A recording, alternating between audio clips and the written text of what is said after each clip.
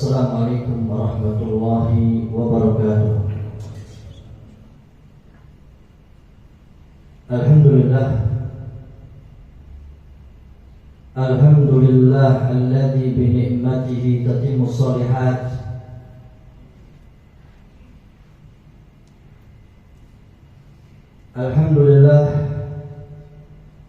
Alhamdulillahilladzi at'amana wassaqana wa kafana wa awana.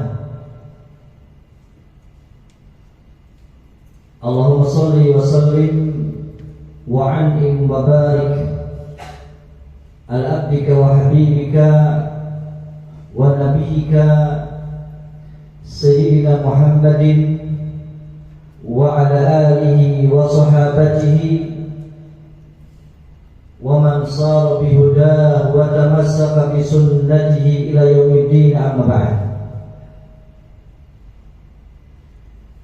Jamaah rahimani wa rahimakumullah wa hafizakumullah jami'an.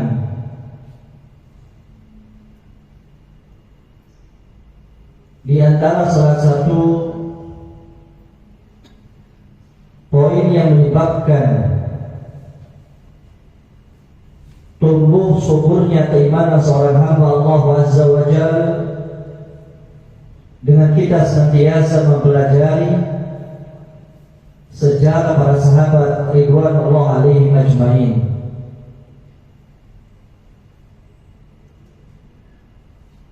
Sahabat yang mulia Abdullah bin Mas'ud radhiyallahu ta'ala anhu memberikan pujian kepada para sahabat ridwanullah alaihim ajmain dengan mengatakan, innallaha nadhara fi qulubil ibad. Sejatinya Allah Azza wa Jalla melihat hati-hati para hamba. Fawajada qalba Muhammadin sallallahu alaihi wasallam khaira qulubil ibad. Maka dapatkan hati baginda Rasulullah sallallahu alaihi wasallam adalah hati yang paling terbaik dari hati hamba Allah Azza wa Jalla. Kemudian kata beliau, fastafahu li nafsihi faktasa'ahu birisalatihi. Kemudian Allah Azza wa Jalla memilihnya untuk menjadi sosok pemegang risalah dan diutus kepada seluruh manusia dan juga kalangan jin. Thumma nadhara fi qulubil ibadi ba'da qalbi Muhammadin sallallahu alaihi wasallam. Kemudian Allah Azza wa Jalla melihat hati setelah hatinya baginda Rasulullah sallallahu alaihi wasallam. Fawajada qulub ashabihi khairu qulubil ibad. Maka Allah dapatkan hati-hati para sahabat ridwanullah alaihim ajmain adalah hati yang terbaik di kalangan hamba-hamba Allah Azza wa Jalla. Faja'alahum muzara' nabiyhi yuqatiluna ala dinihi. Maka Allah Azza wa Jalla memilih para sahabat sebagai pembela nabinya dan berperang di atas agamanya. Jamaah rahimani wa rahimakumullah wa hafizakumullah jami'an. Di antara sahabat yang terkemuka di kalangan sahabat-sahabat Rasulullah sallallahu alaihi wasallam, beliau adalah sahabat Abu Dzar Al-Ghifari radhiyallahu ta'ala anhu. Beliau memiliki nama Jundub ibn Junadah al-Ghifari, dan beliau daripada kabilah Ghifar. Dan beliau disebutkan oleh para ulama sejarah bahwasanya beliau termasuk as-sabiqun al-awwalin, orang-orang yang pertama kali masuk Islam, memeluk agama Rasulullah sallallahu alaihi wasallam. Dan disebutkan setelah wafatnya Abu Bakar radhiyallahu taala anhu, Abu Dzar al-Ghifari radhiyallahu taala anhu dijadikan oleh Utsman bin Affan radhiyallahu taala anhu sebagai seorang khalifah di sebuah tempat yang disebut dengan Rabadah. Di sanalah beliau radhiyallahu taala anhu meninggal dunia. Dan beliau meninggal dunia di tahun 32 Hijriah radhiyallahu taala anhu. Ada hal yang menarik dari beliau radhiyallahu taala anhu, bahwasanya Rasulullah sallallahu alaihi wasallam pernah memberikan nasihat khusus kepada beliau radhiyallahu taala anhu, sampai-sampai beliau radhiyallahu taala anhu menyampaikan, "Awsani khalili sallallahu alaihi wasallam," telah memberikan wasiat kepadaku kekasihku Khalil. Khalil adalah derajat yang paling tinggi di antara derajat-derajat kecintaan. Sampai-sampai disebutkan bahwasannya Khalilullah itu cuma ada dua. Yang pertama adalah Ibrahim alaihissalam, dan yang kedua adalah baginda Rasulullah Muhammad sallallahu alaihi wasallam. Abu Dzar al-Ghifari radhiyallahu taala mengatakan, "Awsani khalili bisab'in." Aku diperintahkan oleh kekasihku Rasulullah sallallahu alaihi wasallam dengan 7 perkara penting. Disebutkan, amarani bihubbil masakin wa dunuwi minhum. Rasulullah sallallahu alaihi wasallam merintahkanku untuk cinta kepada orang-orang yang miskin, orang-orang yang membutuhkan bantuan, wa dunuwi minhum, dan dekat dengan mereka semuanya. Maka betul ketika ada seorang sahabat bertanya kepada baginda Rasul sallallahu alaihi wasallam, "Ya Rasulullah, bagaimana yang membuat hatiku menjadi lemah lembut?" Kemudian baginda Rasulullah sallallahu alaihi wasallam mengatakan, "At'imil miskin wamsah rasal yatim." Berikanlah makan orang-orang yang miskin dan sentuhlah kepala anak-anak yang yatim. Kemudian yang kedua, wa amarani an anzura ila man huwa duni. Rasulullah sallallahu alaihi wasallam perintahkanku untuk melihat terkait dengan perkara dunia kepada orang yang berada di bawah. Akan tetapi ketika perkara akhirat, melihat orang yang berada di atas kita semuanya, dari sisi ibadah, dari sisi amalan, dari sisi kesalehan, kita harus lihat kepada orang-orang yang berada di atas kita semuanya. Akan tetapi ketika perkara duniawi, maka kita harus melihat orang yang berada di bawah kita. Fa innahu ajdar alla tazdaru ni'matallahi alaikum. Karena itu bisa menghadirkan sesuatu yang mengagungkan nikmat Allah Azza wa Jalla dan tidak meremehkan nikmat Allah yang dilimpahkan kepadanya. Kemudian yang berikutnya disampaikan oleh beliau, wa alla as'ala ahadan syai'a, dan jangan pernah kita minta kepada orang. Para sahabat ridwanullah alaihim ajma'in, mereka adalah orang-orang yang dikira oleh orang-orang bodoh mereka orang-orang yang kaya.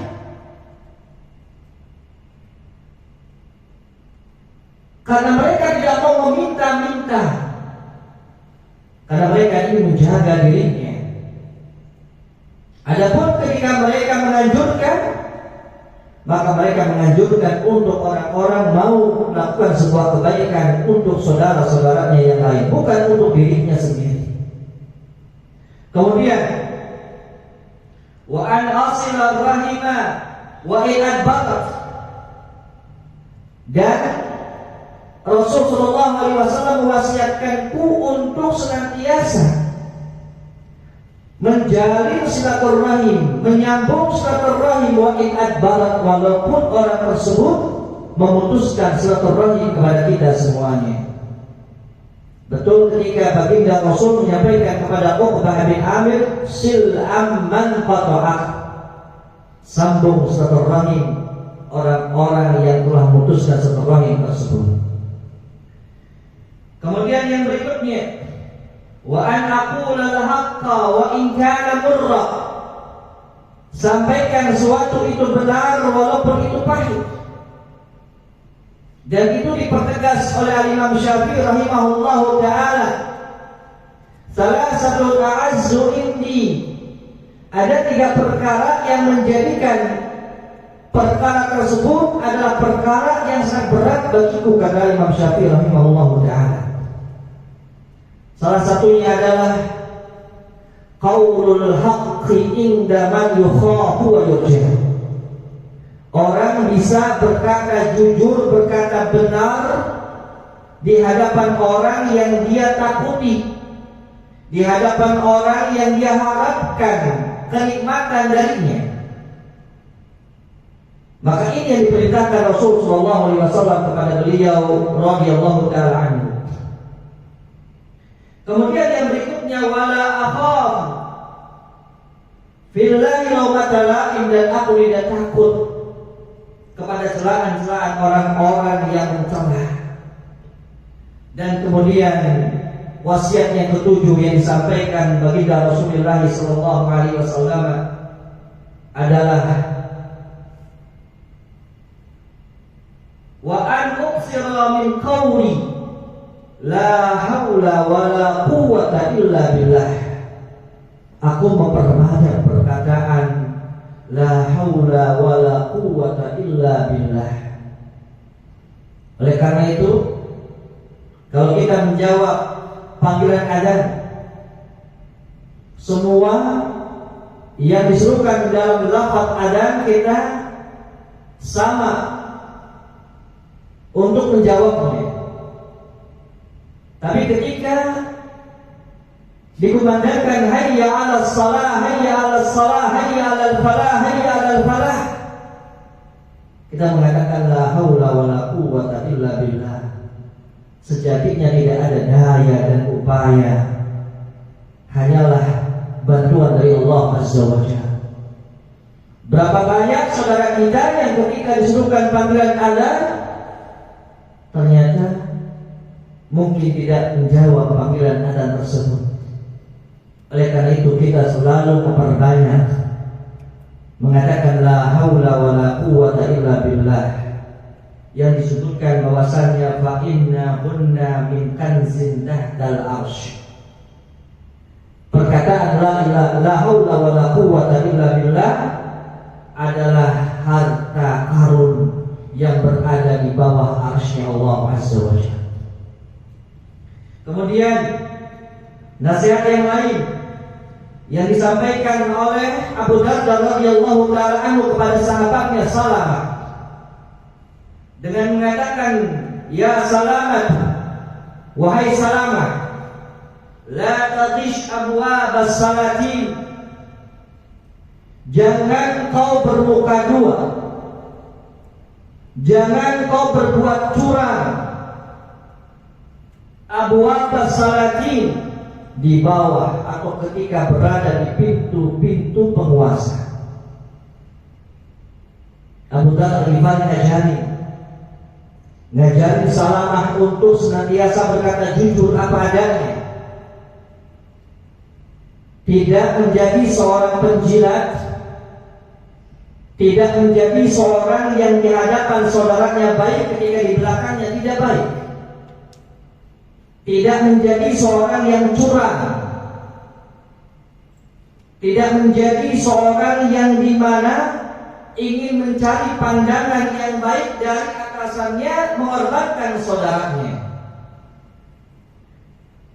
Maka Abu Dzar Al-Ghifari radhiyallahu taala anhu mengatakan, la tadish abwab al-salatin, jangan kau pernah melakukan perbuatan yang menjilat di pintu-pintu penguasa. Kemudian kata beliau radhiyallahu taala anhu, fa innaka lam tusab min dunyahum syai'an. Engkau tidak akan pernah mendapatkan sesuatu yang kau inginkan dari perkara duniawi dari mereka semuanya. Mungkin ketika sekarang karena dekat kemudian bisa mendapatkan manfaat.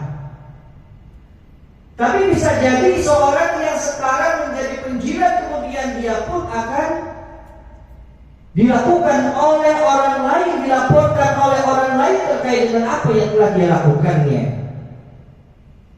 Maka ini nasihat yang sangat luar biasa. Kemudian disebutkan lagi, illa asabu min dinika afdalu minhu. Bisa jadi itu menjadikan kemadharatan bagi agamamu. Bisa jadi itu menghadirkan keburukan bagi agamamu. Dan ternyata menjaga agama itu lebih baik dibandingkan seorang hanya sekedar mendapatkan sebuah jabatan. Jamaah rahimani wa rahimakumullah wa hafizakumullah jami'an. Kemudian nasihat yang lain yang disampaikan oleh Abu Dzar Al-Ghifari radhiyallahu taala anhu. Kata beliau, mengajak kita semuanya untuk senantiasa muhasabatun nafs, untuk senantiasa kita mengevaluasi diri, untuk senantiasa kita introspeksi diri. Kata beliau radhiyallahu taala anhu, wallahi lau ta'lamuna ma a'lam, kalau seandainya kalian tahu yang aku rasakan, yang aku ketahui, itulah wali Allah. Seorang Abu Dzar Al-Ghifari radhiyallahu taala anhu mengajari semuanya. Man basattum ila nisaikum, mungkin bisa jadi kalian ini tidak mau mendatangi wanita-wanita kalian, istri-istri kalian semuanya. Wala taqarratum ala furushikum, dan kalian tidak akan pernah merasa nyaman di tempat tidur kalian semuanya. Wallahi lawaditu anna Allah azza wa jalla khalaqani yawma khalaqani syajaratan tuqbad yukalu samruha. Demi Allah kata beliau radhiyallahu taala anhu, sungguh aku sangat menginginkan kalau seandainya Allah Azza wa Jalla menciptakanku di hari yang Allah menciptakanku, kemudian Allah ciptakan aku sebagai sebuah pohon tuqbad yang dipegang, wa yuqal thamaruha, yang dimakan buah-buahannya. Ini yang diinginkan oleh sahabat yang mulia Abu Dzar Al-Ghifari radhiyallahu taala anhu. Kemudian yang lainnya, beliau pun mengajari kita semuanya untuk senantiasa bisa menggunakan harta yang Allah berikan kepada kita semuanya. Kata beliau radhiyallahu taala anhu, dul dirhamaini asyaddu hisaban min dirham. Orang punya 2 dirham itu lebih berat hisabnya dibandingkan orang punya 1 dirham. Artinya bahwasanya setiap kita akan ditanya apa yang telah kita dapatkan. Bahkan Rasulullah SAW pernah menyebutkan ketika seorang hamba di hari kiamat tidak akan pernah bergerak sedikit pun dari kondisinya dia berdiri. Sampai ditanya beberapa pertanyaan, di antaranya adalah an malihi fima anfaqahu wa fima iktasabahu. Hartanya dia, kemana dia infakkan dan dari mana dia dapatkan. Ini pertanyaan dari Allah Azza wa Jalla ketika kita berada di padang mahsyar, ma'adhumi syamsi ala ru'usil khalaiq, yang bersamaan itu bahwasanya Allah Azza wa Jalla mendekatkan matahari persis di atas kepala makhluk-makhluk Allah Azza wa Jalla, dan seluruh makhluk dari yang pertama sampai akhir dikumpulkan dan semuanya ditanya satu persatu. Maka seorang ketika betul-betul manfaatkan apa yang Allah berikan dari perkara-perkara duniawi terkait dengan harta dengan cara yang baik, sebelum kita diaudit oleh Allah Azza wa Jalla, sebelum kita dicek oleh Allah Azza wa Jalla, maka betul-betul kita berhati-hati terkait dengan masalah ini semuanya. Rasulullah SAW mengatakan, inna minan nasi tughyanan katughyanihim bil mal. Bahwasanya ada di kalangan manusia mereka adalah orang-orang yang taghut, orang-orang yang melampaui batas. Katughyanihim bil mal, sebagaimana mereka melampaui batas dalam masalah harta. Maka betul ketika Nabi SAW mengatakan min asrati sa'ah la yubali al-mar'u min aina akhadal mala amin halalin aw min haram, bahwa akan datang di hari kiamat kelak, atau tanda-tanda hari kiamat adalah ketika orang tidak peduli dari mana dia dapatkan tuh harta, hartanya dari yang halal atau dari yang haram, tidak peduli. Bahkan mereka memiliki prinsip al-ghayah tubarrirul wasilah. Prinsip para pencipta dunia adalah al-ghayah tubarrirul wasilah. Selama itu menjadi sebuah tujuan, maka menghalalkan segala macam cara dan sarana. Dia tidak takut ketika dia dihadapkan oleh Allah Azza wa Jalla. Maka betul ketika baginda Rasul sallallahu alaihi wasallam mengatakan, inna lil 'abdi mauqifan. Sejatinya bagi seorang hamba itu ada 2 posisi. Posisi yang pertama ketika dia dalam kondisi sujud dan kondisi sholat.